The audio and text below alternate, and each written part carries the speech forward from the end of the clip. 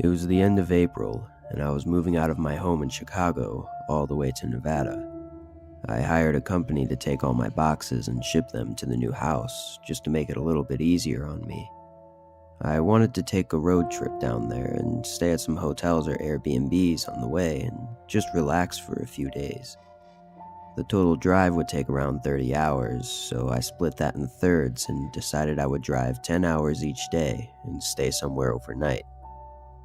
After planning out the times, I figured that my first stay would have to be on the far edge of Nebraska. I scrolled through Airbnb, looking for anything cheap, as Nebraska didn't really have much to see, so I really just wanted a place to stay for 8 hours and then head back out on the road. I found a small one-story home with 2 bedrooms. Although I didn't really need the 2 bedrooms, the price was a really good deal, so I didn't mind the extra space. However, I did find it a little bit strange that they only showed pictures of 1 bedroom. Again though, it didn't make much of a difference for me, so I booked it for the next night and got ready for bed. In the morning, I finished packing up my car with the rest of what I had and started the drive. I left a little bit later than I had wanted to, but I figured it wouldn't be much of a big deal, other than having to drive in the dark for a few hours. If you've ever driven through Nebraska, you would know that it's very plain. There's long stretches hundreds of miles long of barely any light or buildings at all. A couple hours after dark, I pulled up to the Airbnb. It was off the long empty road I'd been on, and down a short gravel path. Initially, I was a little bit disappointed, as it looked a lot more worn down on the outside than they had shown in the pictures. I reminded myself that I was only staying for a few hours just to sleep, so it didn't matter too much. I grabbed a couple of my bags and headed to the front door. Usually, the owners leave the key in a key box and give you the password. But this door had no key box.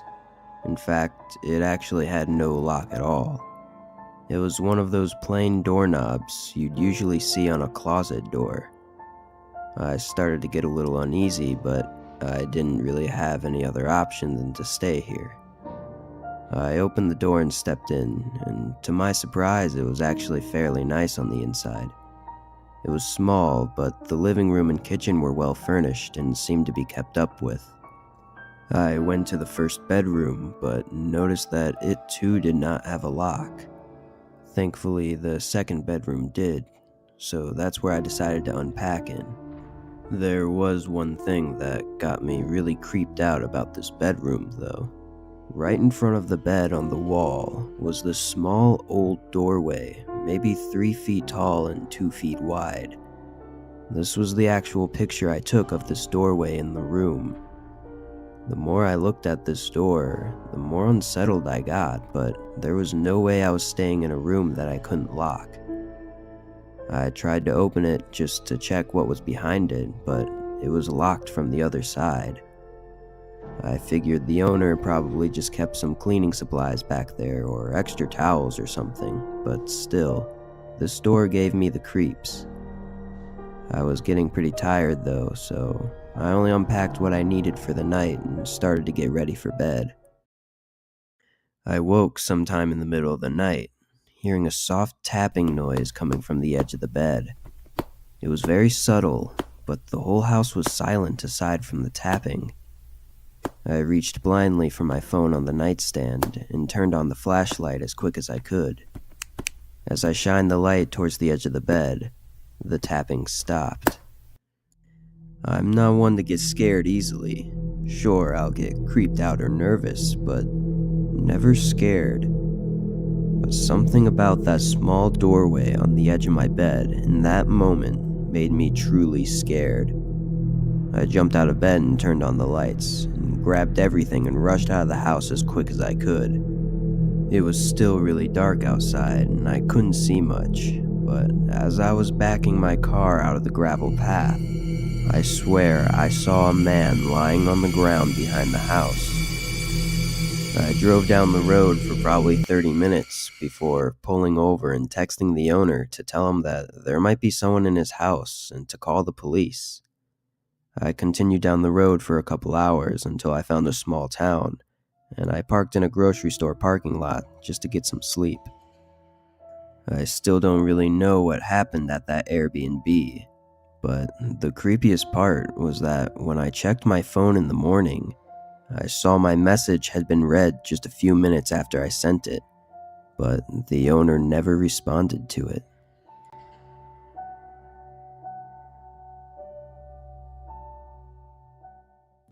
My boyfriend and I were visiting my parents back in Michigan for a few days, and we didn't want to stay with them for, let's just say, obvious reasons. We ended up finding an Airbnb about 15 minutes away from their house.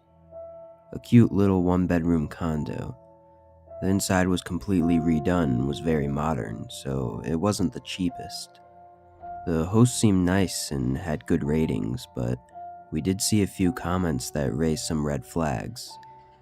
Most of the negative comments mentioned strange experiences with the neighbor.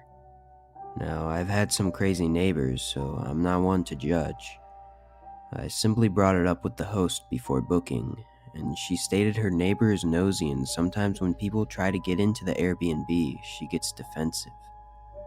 But she said she'll let the neighbor know we're staying and what we look like, so everything should be fine.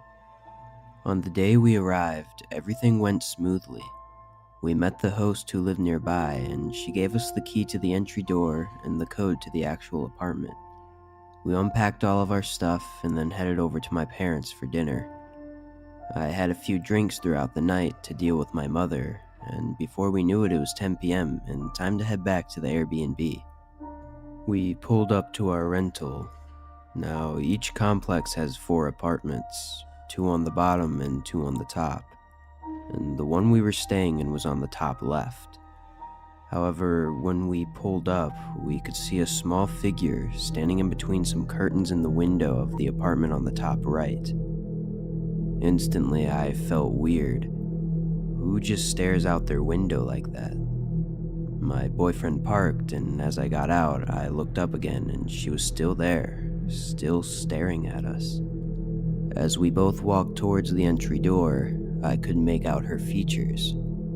You know how some people just have that crazy look to them?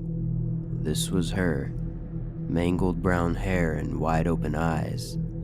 She had to be at least 60 or 70, and this frown she had, I've never seen someone so angry. My boyfriend puts the key in the door and we enter, and not to my surprise, we see her standing at the top of the stairs. She says nothing. She just stands there, watching us. She's very small and round, but the way she was standing, you could see her arms and legs were very thin. My boyfriend and I looked at each other for a second, and then we began to make our way up. We walked up while she stared us down, but to my amazement, she didn't say anything. Rather, she just stared at us with her creepy eyes. I kept looking back as my boyfriend entered the code and we hurried into the apartment. "What the hell was that?" my boyfriend said softly, looking at me confused. I shook my head as I was just glad she didn't try to talk to us. Nothing weird happened the rest of the night until we heard banging on the front door. I shot up from bed just to find that my boyfriend was already awake. The banging was non-stop for maybe a minute or two until it suddenly went silent. I looked at my phone and it was nearly 4 a.m. Who would be banging on the door at this time? My boyfriend walked towards the door, whispering to me that he was going to look out the peephole to see who was there. I trailed behind him slowly as he inspected. He looked back at me and was clearly confused. He then opened the door a little to look around, and I heard him gasp. "What?" I whispered, and slowly stepped towards him. Laying on the welcome mat outside the door were 3 dead rats, and they looked completely gutted with only one of them still having their head attached. He closed the door and we both agreed to contact the host later that day. I tried my best to sleep, but the images of those rats kept replaying in my mind. After a while, I looked at my phone and it was 6:30. Accepting the fact that I won't be able to get any sleep, I got up to make coffee, and as I did, I heard the neighbor's door slam shut. I looked out the kitchen window, which overlooks the parking lot, and hopes to get a glimpse of the crazy lady. And there she was, standing and staring at our parked car. Not even looking at what was inside, she was just staring at it. She looked so focused on our car for the longest time, and then she slowly turned her head to look directly at me. I jumped back a little bit and immediately heard her shriek, this horrible blood-curdling shriek like she was being attacked. My boyfriend ran out of the bedroom, obviously alarmed, and we both looked out the window again. The neighbor was standing there, holding her head, screaming at the driver's side window. She grabbed the top of the car and started banging her head, screaming things like, "They never leave, when will they leave, and why do they keep coming?" I started recording for insurance purposes, and my boyfriend called the police and then the host. By the time the police had shown up, she was laying on the ground next to our car, which had very little damage considering what we just witnessed. The host profusely apologized and said that this had never happened before and refunded our entire trip. We got to see the lady taken away in handcuffs, though it took her a while to comply. We never found out what was wrong with her, but my theory is something just snapped, and we just happened to be the ones that were there when it happened. But I do know that you should take every review into consideration when booking an Airbnb. Every single one.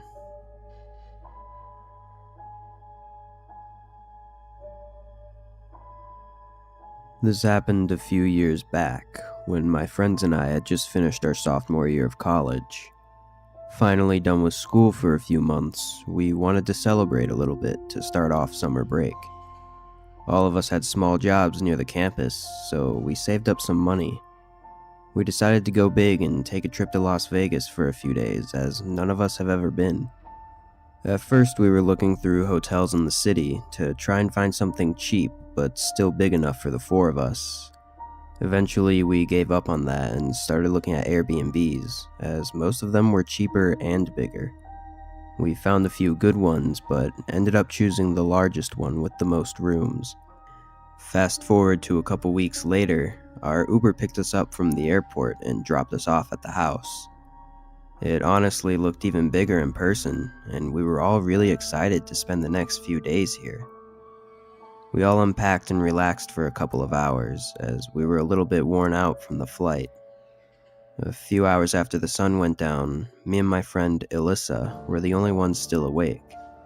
It wasn't too late, probably 8 or 8:30, but the other two had decided to go to bed early. With nothing really to do, Alyssa offered to take a walk outside and explore the neighborhood a little bit. I agreed, eager to see the unique homes. I should mention, our Airbnb was a pretty nice house, and the neighboring homes were really nice too. This definitely wasn't a sketchy street or anything, so we didn't even really think twice about going for a walk around. We headed outside and down the street. After passing 6 or 7 houses, the street took a sharp turn and connected to another crossing road with homes on the side. It was strange though, as these homes were nothing like the ones we just walked by on our street. These were basically run-down shacks. And I don't mean to be rude or anything, it was just really strange to see such a sudden change in homes after only turning the corner. We continued on a little bit, noticing the broken windows, missing mailboxes, and even worn-out vacant signs on a lot of the doors. One of the houses even had a sofa chair right in the middle of their front yard with rips and stains on it. We agreed to take the next turn towards our Airbnb and head back.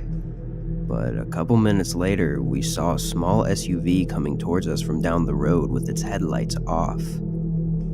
As it got closer, it began to slow down and eventually stopped right next to us. An older woman, probably 50 to 60 years old, rolled down the window and with a big smile said, "You two are such a cute couple." She was making really weird, jerky motions with her head in her arms and was just acting really strange. I replied, "Thank you," as to just end the conversation quickly and get her to leave. Luckily, it worked.